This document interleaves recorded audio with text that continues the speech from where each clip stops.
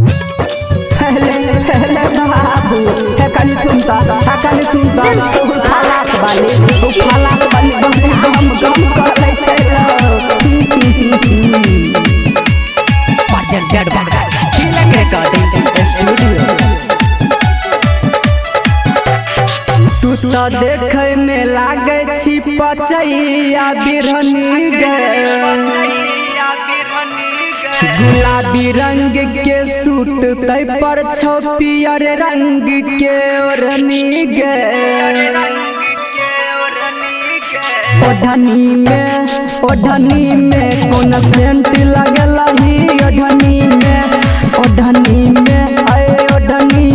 कौन सेंट लगल ही ओढ़नी में काहे इतना पंखी है तो हमको देखने दो आए हाय ओढ़नी में कौन सेंट लगल ही ओढ़नी में है गे ओढ़नी में कौन सेंट लगल ही ओढ़नी में तो हमको सुनने दो महक रहा है कि दमक रहा है बहुत दमक रहा है है गे नैन शराबी ओट गुलाबी चम खूब चमकै छ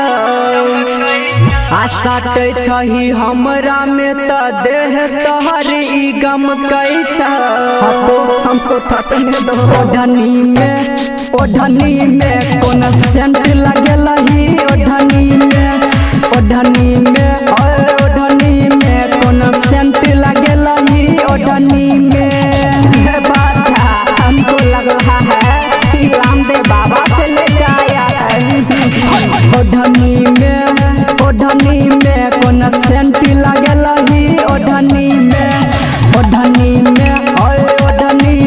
कौन सेंट लगल ही ओढ़नी में से बात